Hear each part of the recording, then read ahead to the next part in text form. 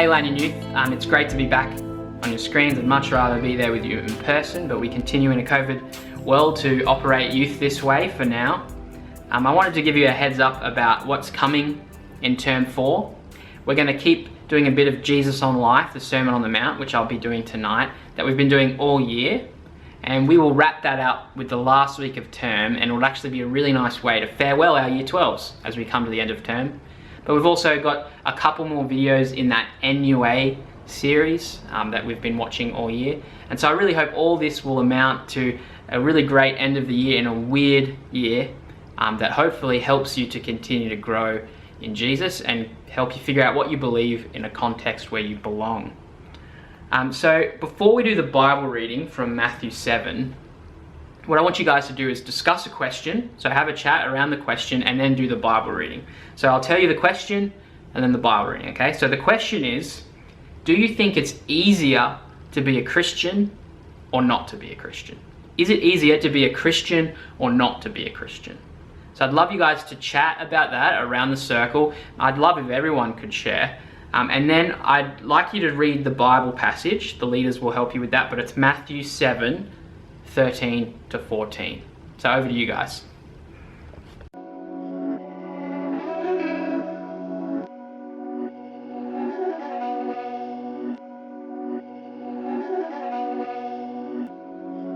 These my dollars make it hurt.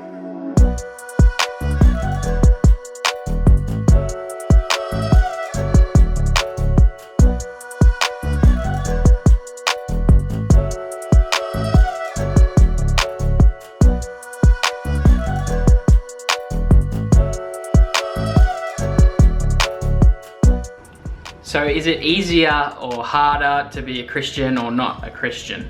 I think Jesus wants to say to us tonight that it is kind of both easier and not easier to be a Christian. Yes, I'm going to sit on the fence, or at least Jesus is. But what I mean is that it's easier in a lot of ways to not be a Christian. That's what Jesus will say. But ultimately, it's not easier or better.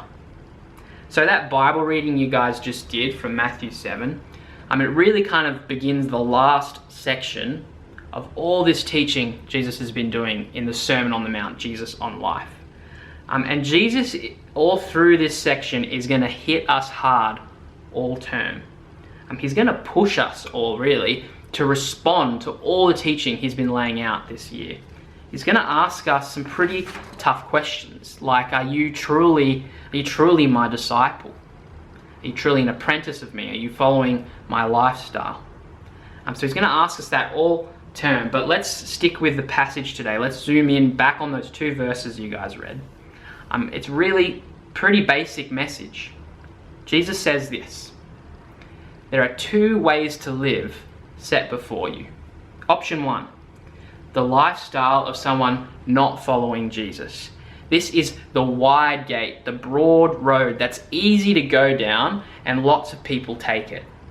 It'll feel smooth and comfortable, but it leads to death. That's option 1. Option 2 is the lifestyle of someone following Jesus, a disciple, an apprentice, a student of him. This is the narrow gate, or the narrow path that's harder to walk, and many miss it. And it'll be hard to stay on it sometimes, but it leads to life. That's the essence of Jesus' words here. The whole way of life he's outlined in Matthew 5, 6, and 7. What we've seen all year, Jesus says, how will you respond to it? There are 2 ways to live. My way, Jesus says, or the highway. Literally, the broad road that's easy to walk but leads to death. Which will you take? Is what Jesus wants to ask. Now this theme, it's not new to Jesus. It's all through the Old Testament. Israel is often told, choose life or death, and to choose between kind of righteousness, which leads to life, or wickedness that leads to perishing. But Jesus really reinforces this theme in this passage. He builds on it. So I want to return then, having just kind of introduced the passage, I want to return to that opening discussion question we had. And I want to build on it. I asked you, is it easier to be a Christian or not a Christian? Now, just to build on that and clarify a bit, I want to ask you, what's something that's hard about being a Christian? It might be for you personally that you find hard, but maybe not. Even if you're not a Christian, what's something you might find hard if you tried to be one? What's something hard about being a Christian? To break the ice, I'll share mine and then I'll hand it over to you. I personally find it hard sometimes to trust that God, who made me, knows what's best for me and not that Aiden knows best. And that's true like every day when I choose what to do with my time and my life. Thinking that God knows better than me, I need to trust that. But it's also true on a bigger scale when I'm planning my life and my future. I find it hard to trust that God knows what's best instead of Aiden. That's something I found hard about being a Christian. What's something that's hard in your mind about being a Christian?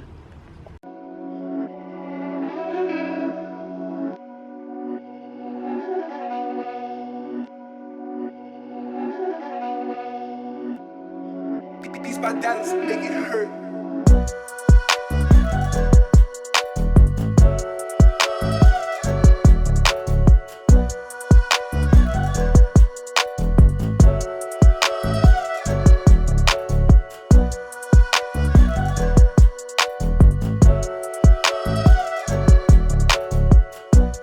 I wonder, as you've kind of had that chat, maybe you're thinking, or maybe you've thought before and you never really say it out loud, but you feel like, man, this Christian thing, it's just a bit hard, too hard.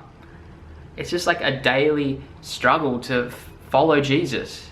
Why should I even bother? I wonder if you've ever felt that way. If you haven't, I'm sure you will. And if that's something you've felt before, I want to encourage you tonight. That feeling is a natural part of the Christian life of following Jesus. Think about our Bible reading for tonight again. Come back to it. Have it open in front of you. Jesus said it was going to be hard sometimes, even most of the time. I want you to look at verse 13. I'm just going to get it up as well. Matthew 7, verse 13. See how Jesus says, enter through the narrow gate? Now that word for narrow, talking about the gate or the road, don't just think like a skinny little path that's narrow but still pretty easy to walk down. No, think more like narrow, like maybe in a cave. You know, that's what the word is kind of getting at, what it means. It's like, think of like squeezing or pushing through a really tight kind of part of a cave, and it's really tough and hard to get through. That's the narrow road. That's what Jesus says being a Christian is like. It's the non-Christian life that's a wide, easy, broad road, a walk in the park, as they say. But Jesus expected living as his disciple was going to be a struggle, like squeezing through a narrow cave. So are you finding being a Christian hard? Well, Jesus says in many ways that's expected. It is a narrow and tough road at times, difficult to navigate. So here's my question then. If it's so hard so often to be a Christian, why on earth would anyone sign up? Why sign on the dotted line for Jesus if it's so hard? If being a Christian is like squeezing through a tough, narrow cave, why choose this path? Why stick at being a Christian? I actually want you guys to discuss this. I want you to share your opinions on it, but I also want you to look back at the passage and see what Jesus says, what you think the reason is from the passage. Why stick at being a Christian even if it's narrow and hard? Why does Jesus tell us to choose the harder way? Over to you guys.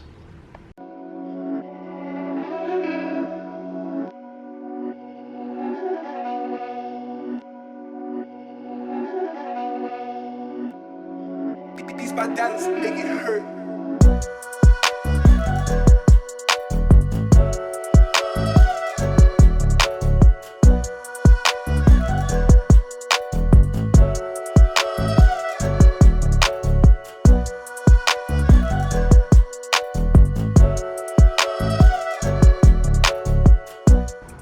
So why choose Christianity if it's harder?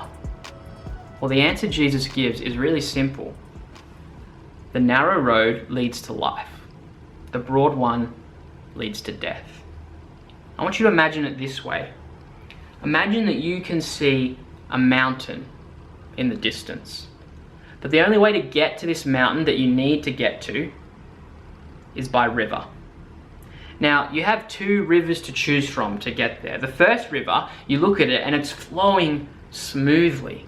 It's easy to swim in. It'd be like laying back and drifting, like liloing down the Murrumbidgee River. But here's the catch. It turns out this river, it ends up not going to the mountain. It actually goes straight to a giant waterfall off a cliff to your death. Now, there is another river that can get you to the mountain, but it's not smooth. It involves swimming upstream against the current, and it will be way more difficult than that other river.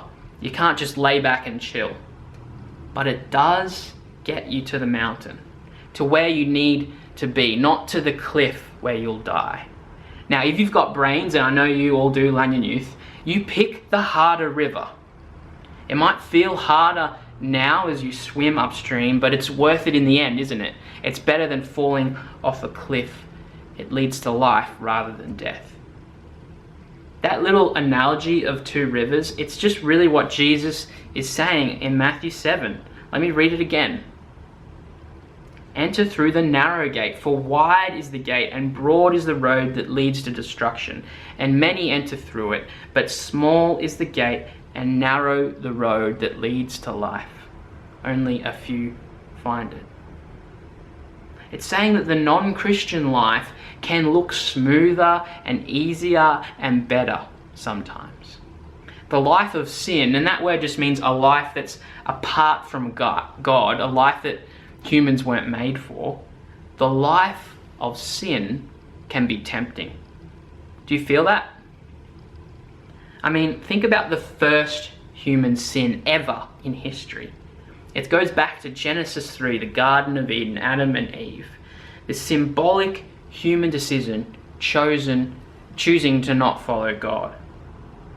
Why in that story, if you're familiar with it, why would Adam and Eve choose sin and death over life? They had everything they needed, an abundant garden of life and joy and goodness in God. Why on earth did they choose sin and death? Did they just kind of like calculate logically, this is a better decision? Well, no. Did they just accidentally fall into this trap or kind of naively kind of sin? Well, not quite. Why did they choose sin? Well, it says, if you look at the passage, they were tempted. They were seduced by the serpent, the snake. And Genesis 3 says the fruit that they ate that led to death, it was pleasing to the eye of Eve. It looked desirable, it says. So that what was actually bad for them looked really good. This is a symbolic story for us, isn't it?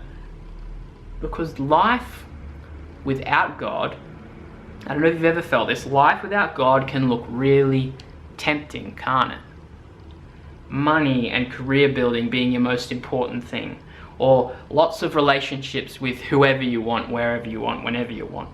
Gaming 24/7, just leisure and fun and entertainment, or traveling all the time, the Insta life, or whatever lifestyle that you find draws you away from God, it can look tempting. Like that fruit did in Genesis 3, pleasing, desirable. It can look better than living for Jesus. But ultimately, this delicious looking fruit is full of poison. These smooth looking rivers and lifestyles lead over a cliff. These are paths that are broad and they're easy to walk in this life, but they ultimately lead to death. What path are you on today, Lanyon Youth? This term, there are going to be all sorts of moments and passages where you can respond in your own personal life to Jesus Christ and his teaching. And tonight is the first clear one Jesus puts before us. There are two ways to live, two paths to pick between. Which will you choose? That's what Jesus wants to say to you. To those of you that have been in church your whole life, Are you actually on the right road? Is the way of Jesus a road that you've taken as your own? Do you make the effort to get to youth and church, not just your parents? Do you want to become more like Jesus, or are you just going through the motions? Is the path of Jesus, that hard and narrow path at times, the path that you are walking? To those of us like me who didn't grow up around Christianity, but considering it maybe now, are you listening to Jesus' challenge tonight? He is saying that a life apart from him, look, it might feel better and easier now, but it doesn't lead to life. If that's you, Jesus invites you to jump on the narrow path with him, to swim against the current. Many of you have chosen this path already. You should be encouraged tonight. And as one of my kind of biggest inspirations in life said, Dory from Finding Nemo, just keep swimming. Keep going on the hard path. Because Jesus said it would be difficult, but it leads to life. It's worth it. I mean, think of the life of Jesus himself. Was it easy or comfortable? He was a homeless, wandering teacher that was abandoned by his best mates at the time he needed them most, arrested in a corrupt trial, handed over to be killed by the very people he came to love and serve. And yet his life is the most amazing life you can ever read about. He was tempted by the fruit of sin too, but he chose the narrow path instead. He chose life and glory with God instead. If you want an example of the narrow road that leads to life, he's it. And tonight, Jesus invites you to join him in his lifestyle on that path. He says, here is the narrow gate. Here is the narrow path and the way. Will you enter it with me? Will you walk this path with me? Are you walking alongside Jesus through life on this narrow path? Because though at times it might feel like you're swimming just really hard and it's difficult against the tide, this way leads to true life, true joy, true hope, true goodness, true peace, now and for eternity. Which option will you choose? There are two ways to live. Which one is yours? Amen.